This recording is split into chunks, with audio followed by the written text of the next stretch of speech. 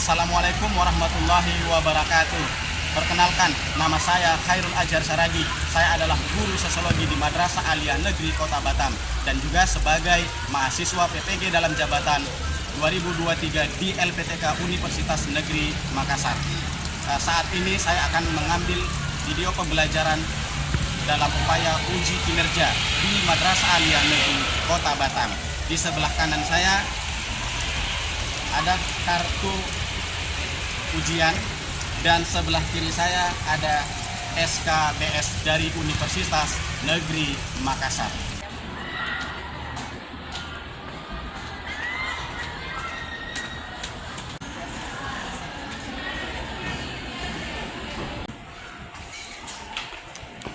Assalamualaikum warahmatullahi wabarakatuh.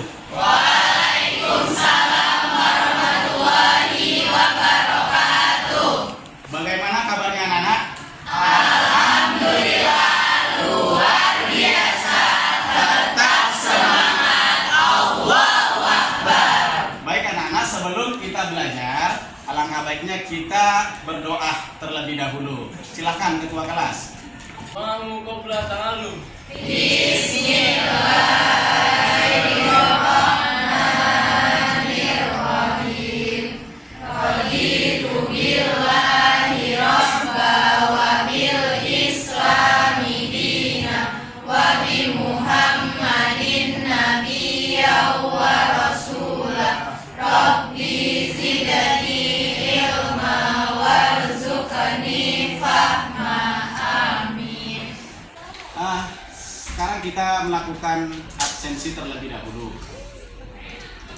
Aprilia Putri, Agitya Putri, Aida Zakia, Alfian Dwi, Alia Gizka. Alhamdulillah hari ini hadir semua. Sekarang kita melihat dulu kebersihan kelas. Silahkan dicek dulu kebersihan kelasnya. Ya, itu diambil. Contohnya dimasukkan terlebih dahulu ya.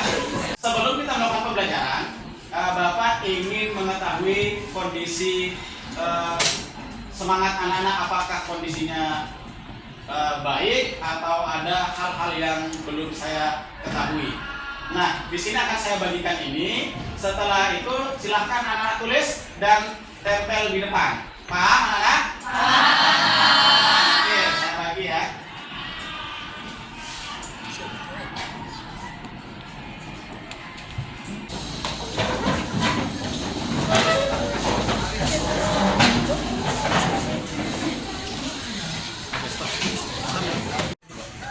Oke, sudah ditempel di depan bahwasanya kondisi anak-anak saat ini, yang pertama ini ada yang lagi capek ya, ada yang bahagia selalu. Wah, ini luar biasa ini.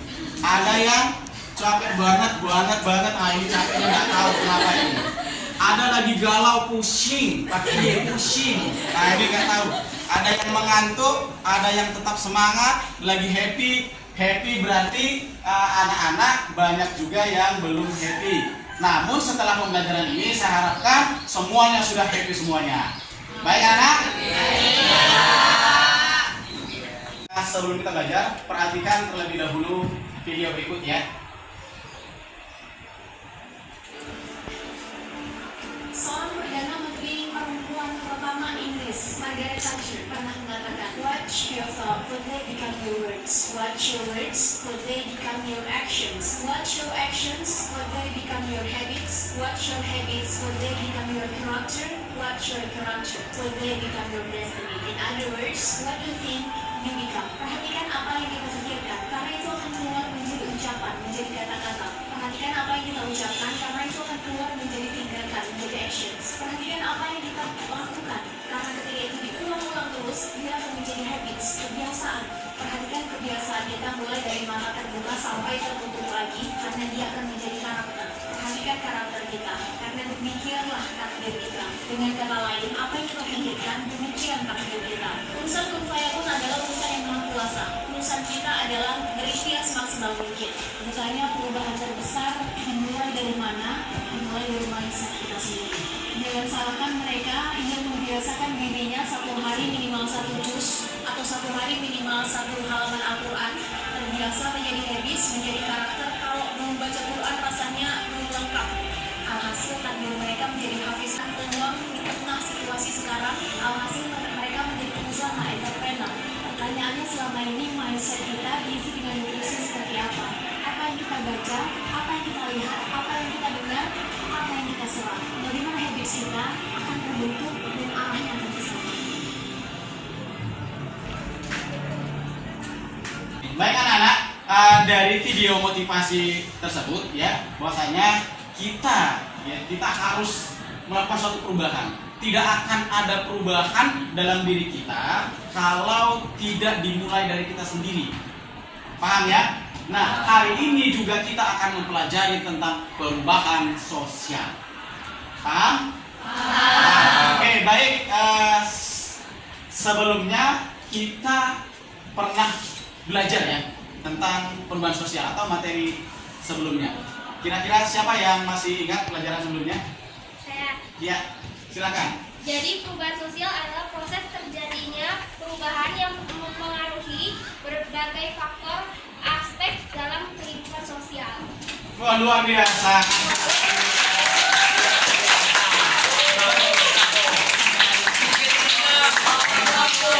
Alhamdulillah ya, masih ingat materi sebelumnya. Nah, itu materi sebelumnya akan ada hubungannya dengan materi selanjutnya. Materi selanjutnya kita ini adalah tentang faktor perubahan sosial. Paham? Oke. Kita lanjut. Nah, tujuan pembelajaran. Perhatikan, ya. Hari ini kita belajar dengan memiliki beberapa tujuan.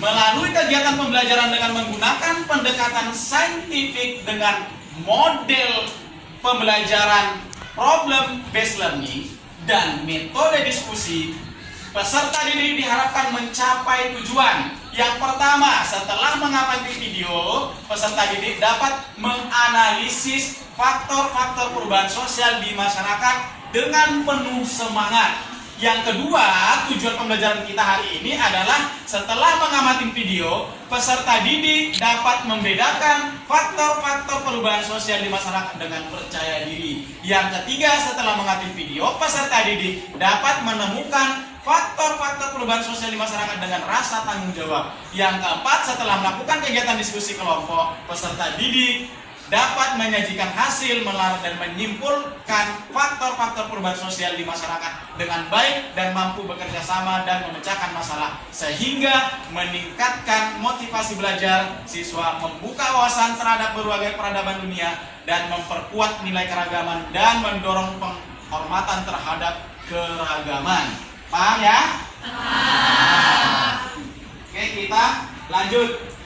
Nah, pada hari ini ya, Bapak akan melakukan penilaian dalam pembelajaran kita. Dalam proses pembelajaran kita ini, Bapak akan melakukan penilaian sikap. Ya, tentang apa kerjasamanya nanti ketika dalam diskusi kelompok. Ada juga pengetahuan. Ya, pengetahuan nanti kita akan melakukan post test. Yang ketiga, Bapak juga akan melakukan penilaian tentang keterampilan, yaitu saat kalian melakukan presentasi dan nanti juga penilaian dari LKPD yang akan Bapak berikan kepada kalian. Oke, sebelum kita masuk ke materi pembelajaran, ya, kita melakukan pretest terlebih dahulu. Untuk itu semuanya anak-anak buka website atau yang sudah mendownload aplikasinya, yaitu Quizzes. Ayo silakan. Baik anak-anak, berikut kode masuk ke pretest kita, ya. 806145. Silakan masuk semuanya. Sudah? Nah, baik, kita mulai kuisnya. 5 4 3 2 1 go. Silakan.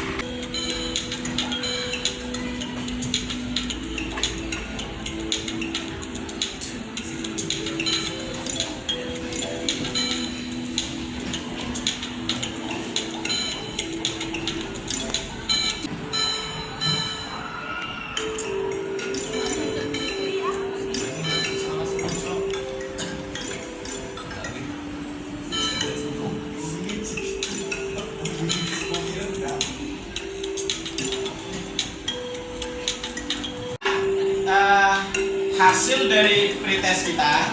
Jadi masih banyak yang belum bisa menjawab ya, belum mampu menjawab pertanyaan secara baik. Namun ada beberapa yang sudah mendapat hasil yang maksimal. Nanti setelah pembelajaran ini mudah-mudahan kita paham dan bisa menjawab post-test yang akan kita lakukan. Oke, baik. Sekarang kita masuk, ini kita perhatikan dulu. Baik anak-anak, hari ini akan saya tampilkan video pembelajaran kita, ya, yaitu beberapa masalah-masalah dalam kehidupan di masyarakat kita. Ya, berikut videonya, silahkan disimak dengan seksama. Sebuah destinasi wisata di Pulau Maui. Nah, kalau ada yang mau ditanyakan nanti ditanyakan setelah video ini ya. Akomodasi berjual kelas atas menjamur di Pulau Maui termasuk kota Lahaina. Visual ini adalah penampakan terindah memenuhi pernah menjadi ibu kota kerajaan Hawaii pada abad ke-18. Sebelum Kepulauan Hawaii jadi negara bagian Amerika Serikat. Sekitar 55 hektar lahan di Lahaina ditetapkan sebagai distrik bersejarah.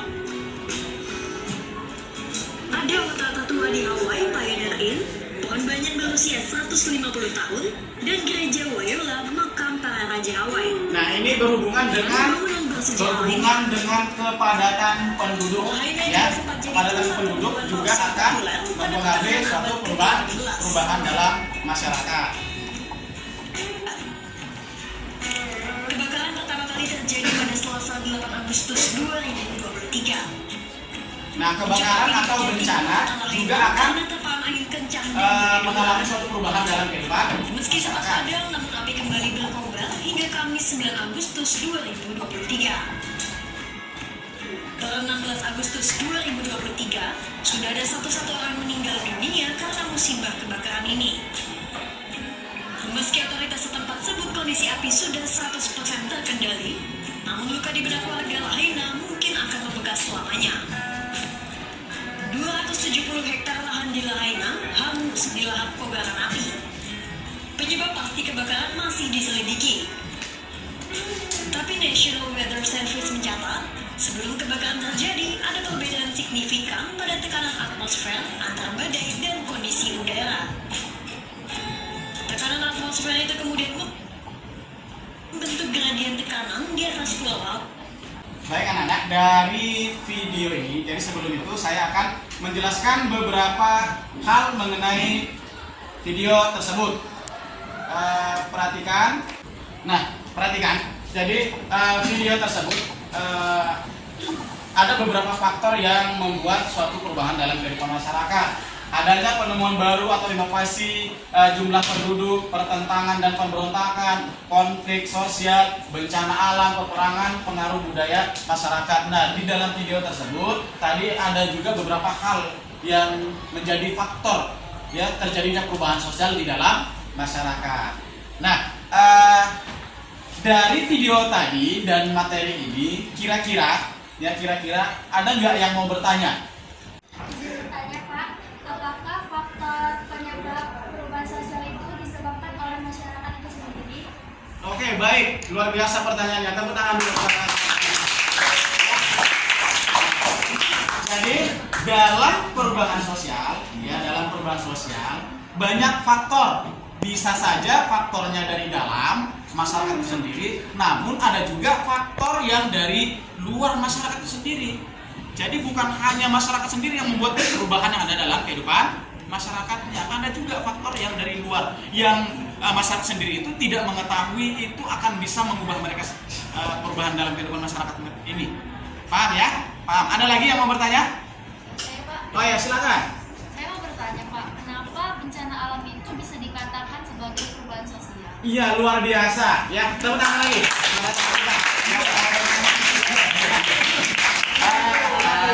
Untuk pertanyaannya itu bahwasanya bencana ya tadi di video tadi bencana kebakaran ya melanda daerah tersebut ada dampaknya karena bencana ini menjadi faktor terjadinya perubahan sosial. Apa saja banyak hal yang diubah Ya bisa saja pendapatan masyarakat, pendidikannya, dan banyak hal lagi yang diubah oleh bencana itu sendiri, sehingga masyarakat mengalami suatu perubahan. Oke, baik anak-anak ya. Jadi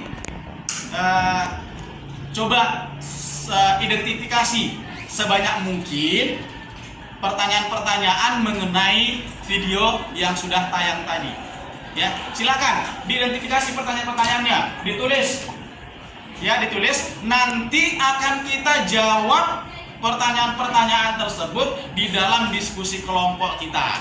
Sekarang silakan. Ya, saya beri waktu 5 menit untuk mengidentifikasi pertanyaan-pertanyaan mengenai faktor perubahan sosial. Paham ya? Ya, silakan lakukan identifikasi sekarang juga.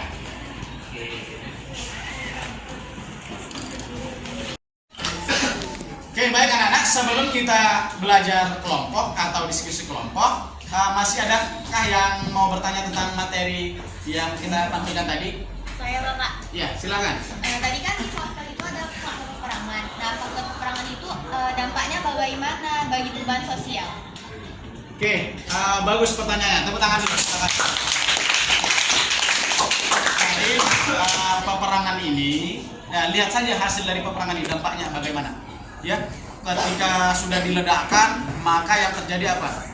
Ya, rumah-rumahan hancur. Jadi secara otomatis maka akan terjadi perubahan dalam kehidupan masyarakat.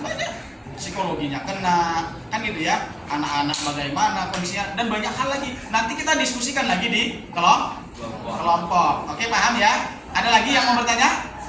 Oke, silakan. Tadi kan ada Bapak menjelaskan tentang inovasi. Jadi apa dampak inovasi terhadap perubahan? Oke, ya, terima kasih pertanyaan luar biasa. Jadi inovasi ini berhubungan dengan teknologi ya. Teknologi. Bagaimana teknologi coba? Ya, persahabatan kalian saja, anak-anak semuanya ini bisa hancur gara-gara teknologi. Adalah update status, nyindir-nyindir, banyak hal. Ya, banyak hal. Ada inovasi-inovasi yang lain lagi. Banyak. Setiap inovasi akan berdampak terhadap perubahan dalam kehidupan masyarakat. Jadi setiap inovasi beda-beda dampaknya. Ya, makanya dia dikatakan sebagai faktor ya perubahan sosial. Oke, baik anak-anak. Kita akan membentuk satu kelompok ya. Kelompok diskusi. Jadi semua materi-materi yang ada tadi, pertanyaan-pertanyaan yang sudah kalian identifikasi tadi, terus nanti akan saya serahkan juga LKPD. Nah, itu kita kerjakan di kelompok diskusi. Nah, untuk pembentukan kelompok, silakan nih buka ya di Google akupintar.id ya. Silakan anak-anak. Kita akan membagi kelompok berdasarkan gaya belajarnya. Ya, anak-anak masuk dalam gaya belajar yang mana? Nanti akan di situ ada jawabannya. Kinestetik, visual, atau auditori. Kita akan berkelompok sesuai dengan gaya belajar kita. Silakan buka dan kerjakan. Oke anak-anak, sudah semua mengerjakan? Sudah ketemu gaya belajarnya? Alhamdulillah. Kalau sudah ketemu, maka kita langsung bentuk kelompok menurut gaya belajar kita masing-masing. Ya, yang visual silahkan mengelompok di sini, ya. Yang kinestetik di sini, yang auditori di sini. Oke, paham? Silahkan, ayo, langsung mengelompok.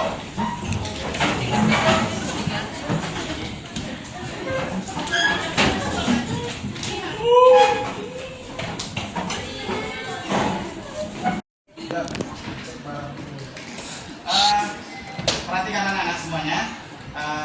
Dalam diskusi kelompok ini akan saya bagikan LKPD. Ya, LKPD itu adalah lembar kerja peserta didik. Di sini ada tugas-tugas yang Ananda harus kerjakan. Perhatikan ada petunjuknya di sini.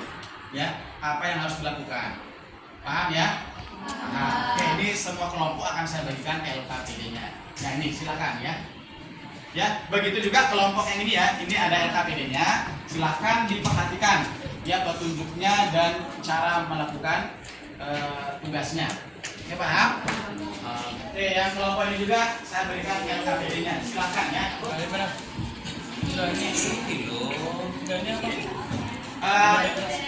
Oke, sudah pahamin ya, pahamin materi, pahamin masalah-masalah yang ada tadi di dalam video, dan identifikasi yang tadi ya, yang sudah kita lakukan tadi, identifikasi masalah-masalahnya itu kita diskusikan di sini. Paham ya? Paham. Sekarang pahami materinya, pahamin masalah-masalahnya, diskusikan, dan LKPD-nya juga dikerjakan. Paham? Perhatikan ya, perhatikan anak-anak semuanya. Jadi untuk mempercepat tugas kita, jadi biar cepat selesai, maka kita bagi tugasnya ya. Yang ini ambil yang mana, selesaikan. Yang ini apa, ambil. Ini faktor apa, yang ini mungkin faktor dari dalam, ini dari luar, ini bagian mungkin yang bagian jadi yang lain, ini yang ini dan sebagainya. Kita bagi biar kerjanya cepat. Setelah kita bagi, sudah kita pahami, tetap kita diskusikan dalam kelompok ini. Kita selesaikan semuanya ya. Referensinya ambil ya, referensinya itu ada dari buku yang sudah adanya, buku paketnya ya, buku paket. Boleh dari internet ya, boleh dari jurnal nanti akan saya kirimkan alamatnya. Oke, silakan dari jurnal juga dicari. Jadi agar referensi kita benar-benar banyak. Paham ya? Nah, oke, silakan langsung dikerjakan. Bagi-bagi tugasnya. Tidak, perhatikan. Jadi dalam diskusi ini kita pakai beberapa referensi ya. Salah satunya ini buku ya, buku sosiologi ya, sosiologi. Ini di sini kan ada materi, kalian pahami ya. Silakan didiskusikan nanti. Yang lain boleh dari internet, yang lain dicari ya. Cari dari jurnal, coba buka ya internetnya, jurnal. Silakan. Tuh. Nah, bener ya, ini. Silakan dari jurnal, boleh juga referensi kita untuk diskusi ini, untuk memperkuat ya, untuk memperkuat alasan kita kenapa perubahan sosial itu terjadi seperti itu. Oke, paham? Paham. Silakan referensinya sebanyak-banyak mungkin. Ya. Oke, silakan langsung dikerjakan ya.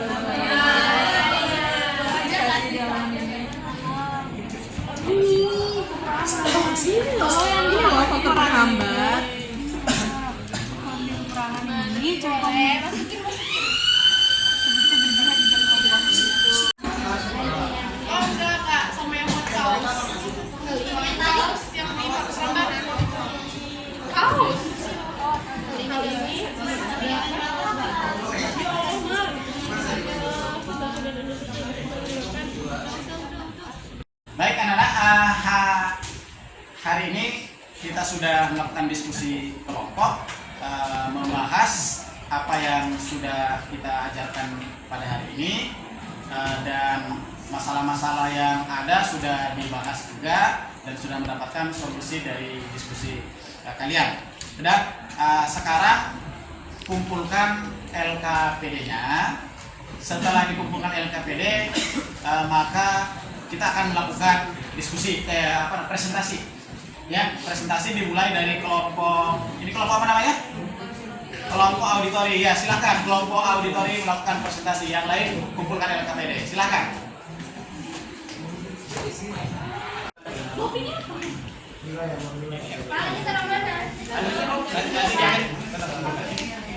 Mana tadi diminta? Tiba-tiba diminta kan? Nggak pakai kursi ya Pak, duduk di depannya Pak.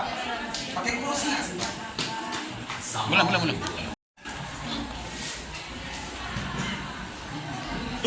Assalamualaikum warahmatullahi wabarakatuh. Waalaikumsalam warahmatullahi wabarakatuh. ingin menyampaikan sedikit materi tentang faktor internal penyebab perubahan sosial yang akan disampaikan langsung oleh rekan saya, yaitu Sadina. Pada Sadina. Baik, jadi faktor internal perubahan sosial itu ada 4. Yang pertama itu demografi atau perubahan jumlah penduduk. Jadi di setiap wilayah itu bakal ada pertambahan dan berkurangnya suatu penduduk. Hal ini dilatar belakangi oleh kelahiran atau kematian. Kok bisa sih ini dapat menyebabkan perubahan sosial? Secara gini aja, contohnya gini, apabila suatu wilayah ada kelahiran maka jumlah penduduknya akan bertambah kan. Nah itu semakin banyak orang maka semakin banyak wilayah yang kita butuhkan untuk perumahan, untuk pabrik industri. Nah itu dapat menyebabkan perubahan dari lahan pertanian menjadi daerah pemukiman atau kawasan industri. Nah disinilah titik perubahan sosialnya. Terus yang kedua itu terjadinya pemberontakan atau revolusi. Jadi pemberontakan atau revolusi ini dapat mengubah struktur sosial masyarakat. Mengapa demikian? Revolusi merupakan perubahan secara cepat. Misalnya gini, pas pada masa kepemimpinan Bapak Soeharto dulu kan Indonesia mengalami krisis ekonomi. Tapi karena adanya revolusi dari masyarakat, pemerintahan diganti. Dari situlah nanti Indonesia berkembang. Nah, disitulah titik perubahan sosialnya. Terus yang ketiga adanya penemuan baru. Nah, penemuan baru langsung ambil contohnya aja, misalnya penemuan telepon seluler. Kan dulu itu pas masih sebelum adanya telepon seluler ini, masyarakat masih menggunakan merpati lah, surat lah untuk bertukar kabar kan. Tapi karena ada telepon seluler, nah maka terjadilah perubahan sosial dari yang gunain surat menjadi telepon gitu. Terus yang terakhir adalah konflik atau pertentangan dalam masyarakat. Nah, setiap konflik itu bakal terjadi di masyarakat karena penyebab konflik itu terlalu sering kayak perbedaan pendapat, pemikiran, perbedaan konflik. Nah, titik perubahan sosialnya di mana? Kalau ada konflik pasti ada cara penyelesaiannya. Nah, cara penyelesaiannya inilah nanti yang akan menyebabkan adanya perubahan sosial. Sekian materi yang dapat saya sampaikan. Saya kembalikan kepada moderator. Baik, terima kasih atas penyampaian materi dari rekan saya. Selanjutnya saya akan membuka sesi pertanyaan. Apa ada yang mau ditanya mengenai? Apa ada yang ingin bertanya? Silakan. Aku mau nanya nih, apa hubungan pertambahan penduduk dengan perubahan sosial? Baik, pertanyaannya kami terima. Saya akan menjawab pertanyaan dari Aida. Jadi apa pertanyaannya? Aida. Pertanyaannya boleh diulang? Apa hubungan pertambahan penduduk dengan perubahan sosial? Jadi apa sih hubungan antara pertambahan itu dan perubahan sosial? Jadi kayak tadi yang saya jelaskan, pertambahan penduduk itu akan terjadi dan penduduk akan membutuhkan wilayah untuk bermukim kan. Dengan bertambahnya maka wilayah untuk bermukim itu akan bertambah. Nah, yang tadinya lahan pertanian akan berubah menjadi wilayah pemukiman. Itu kan ada perubahan kan dari lahan pertanian ke wilayah pemukiman. Nah, itu ada perubahan. Terima kasih. Apa lagi yang bertanya? Oke, karena udah tidak ada lagi yang bertanya, saya akhiri presentasi kami dari kelompok auditori. Kurang dan lebihnya mohon dimaafkan. Saya akhiri, wabillahi taufiq wal hidayah. Wassalamualaikum warahmatullahi wabarakatuh. Waalaikumsalam.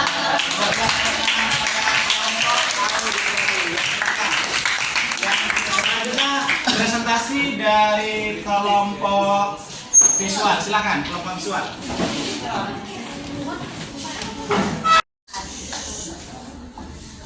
Mulai. Assalamualaikum warahmatullahi wabarakatuh. Waalaikumsalam warahmatullahi wabarakatuh. Kami di sini dari kelompok visual akan menjelaskan hasil presentasi kami yang kami analisis bersama tadi.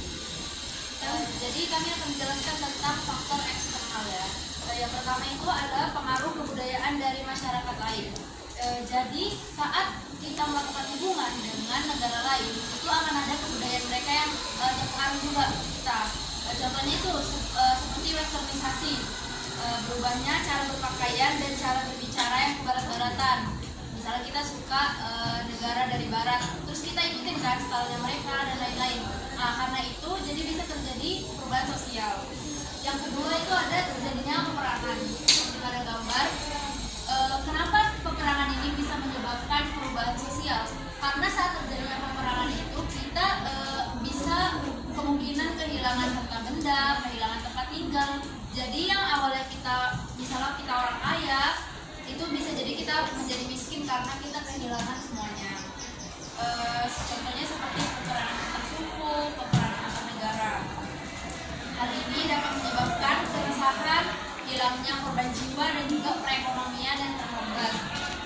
Terus yang ketiga itu ada perubahan lingkungan fisik. Nah, contoh yang pertama itu adalah bencana alam. Kenapa bencana alam itu bisa menyebabkan perubahan sosial? Karena kita itu saat terjadi bencana alam harus membangun kembali sistem sosial seperti tatanan sosial dalam kehidupan masyarakat dan lain-lainnya. Makanya saat terjadi bencana alam itu bisa merubah kehidupan sosial kita. Dan yang terakhir itu ada berkembangnya kapitalisme yang mendorong negara-negara di dunia ini tuh melakukan industrialisasi.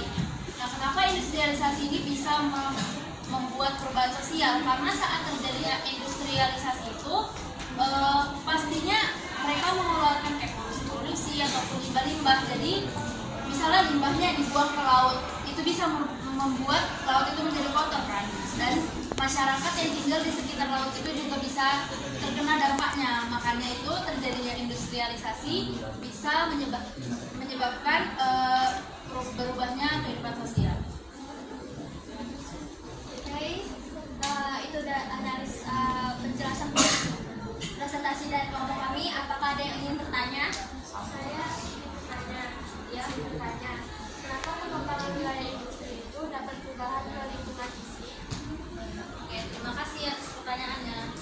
Jadi seperti yang dijelaskan tadi ya, saat berkembangnya industrialisasi itu bisa menyebabkan perubahan lingkungan fisik karena asap yang dihasilkan yang pertama itu menyebabkan polusi udara. Yang kedua, limbah yang mereka hasilkan dan mereka buang ke laut itu bisa menyebabkan pencemaran air dan juga pencemaran lainnya, dan itu juga mempengaruhi masyarakat di sekitarnya. Jadi ya, kenapa perubahan sosial bisa terjadi karena industrialisasi. Sekian, itu saja presentasi dari kelompok kami. Terima kasih yang sudah bertanya. Wabillahi taufiq wal hidayah. Wassalamualaikum warahmatullahi wabarakatuh. Waalaikumsalam. Oke, kita apresiasi. Luar biasa ya. Selanjutnya kelompok terakhir, kelompok kinestetik, silakan. Baik anak-anak, saya akan memberikan umpan balik terhadap hasil presentasi dan diskusi. Bahwasanya presentasinya sudah sangat luar biasa dari kelompok visual, audi maupun kinestetik, semuanya sudah menyampaikan materi sesuai dengan yang kita harapkan. Ya, sudah. Kira-kira saya akan mempertanyakan apakah kita hari ini sudah paham materi tentang apa yang kita pelajari hari ini? Sudah? Alhamdulillah, materi hari ini kita sudah pahami semua. Rata-rata kita sudah paham semuanya. Jadi saya tegaskan kembali bahwasanya materi-materi yang dari kelompok ini tadi tentang faktor internal ya. Faktor internal itu banyak hal ya, yang itu di faktor yang berasal dari dalam masyarakat itu sendiri ya. Masyarakat itu yang membuat perubahan. Kenapa? Mungkin ya karena tadi ada yang konflik kah gitu kan. Apalagi ada ya perubahan penduduknya pindah dan sebagainya ya. Bagus yang visual juga tadi menceritakan atau mempresentasikan tentang bencana alam, peperangan. Ya itu benar ya. Jadi memang bencana alam dan peperangan itu adalah faktor eksternal yang akan mempengaruhi perubahan sosial dalam kehidupan masyarakat. Oke, baik anak-anak, kita sebaiknya kita akan sempurnakan lagi diskusinya. Hasil diskusi kita ini kita boleh sempurnakan nanti, boleh pertemuan selanjutnya, atau kita sempurnakan dengan diskusi kelompok nanti di rumahnya kah. Yang penting kita sempurnakan apa yang kita rasa bahwasanya hasilnya tadi kita masih ada yang kurang gitu ya. Paham ya? Oke. Oke, sekarang kita coba melihat kemampuan kita ya dengan mengadakan post test. Ya, silakan buka kuisis kembali. Oke, baik anak-anak, sekarang kita melakukan post test. Ini apa nih? Kode masuknya 696151. Oke, kita mulai ya. Kita mulai, silakan dikerjakan. 5, 4, 3, 2, 1, go. Silakan, go.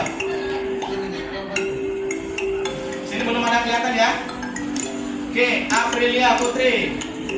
Benar. Oke, lanjut. Yesus. Sarsa. Luar biasa. Sudah mengejar. Rahel juga 100. Oke, langsung Rahel naik. Oke, lanjut. Nus, lanjut. Ya, saling bersaing untuk menjawab. Silakan. Sudah, sekarang kita saatnya melakukan mengambil suatu kesimpulan dari pembelajaran kita hari ini. Ayo, ambil kita kesimpulannya. Bahwasanya materi kita tentang hari ini tentang apa saja? Faktor internal. Apa saja faktor internalnya? Jumlah penduduk itu sangat mempengaruhi perubahan sosial. Apa lagi? Yang kedua, revolusi atau terjadi pemberontakan dalam kehidupan masyarakat. Yang ketiga, apa lagi kesimpulannya? Penemuan baru, berarti adanya penemuan baru juga akan mengubah kehidupan masyarakat. Yang keempat, adanya konflik dalam masyarakat akan mempengaruhi kehidupan masyarakat kita. Dan ada juga faktor eksternal. Apa saja faktor eksternalnya? Kebudayaan, budaya luar yang mempengaruhi kehidupan masyarakat kita. Baik anak-anak, itulah hasil kesimpulan yang kita lakukan hari ini. Selanjutnya kita melakukan refleksi. Ya, refleksi ini mengenai tentang pembelajaran kita. Bagaimana pembelajaran kita hari ini? Alhamdulillah. Menyenangkan. Banyak nggak materi yang sudah dipahami? Banyak. Oke. Terus apa lagi? Yang diskusinya bagaimana? Diskusinya? Seru. Alhamdulillah. Ya, sudah kita melakukan refleksi dan sudah melakukan kesimpulan. Maka Bapak juga mengingatkan kembali bahwasanya materi kita pertemuan selanjutnya itu adalah tentang bentuk-bentuk perubahan sosial. Jadi silahkan didalamin lagi di rumah, dibaca-baca buku tentang bentuk-bentuk perubahan sosial. Nah, untuk tugas kelompoknya, carilah contoh faktor internal dan eksternal yang ada di lingkungan sekitar kita. Paham ya? Paham. Oke, alhamdulillah paham. Sebelum kita akhiri, alangkah baiknya kita berdoa terlebih dahulu. Silakan ketua kelas, silakan dipimpin doanya. Bismillahirrahmanirrahim. Subhanakallahumma wa bihamdika asyhadu an la ilaha illa anta astaghfiruka wa atubu ilaik. Kita akhiri pembelajaran kita hari ini dengan bacaan Alhamdulillahirabbil alamin. Saya akhiri, assalamualaikum warahmatullahi wabarakatuh. Waalaikumsalam warahmatullahi wabarakatuh.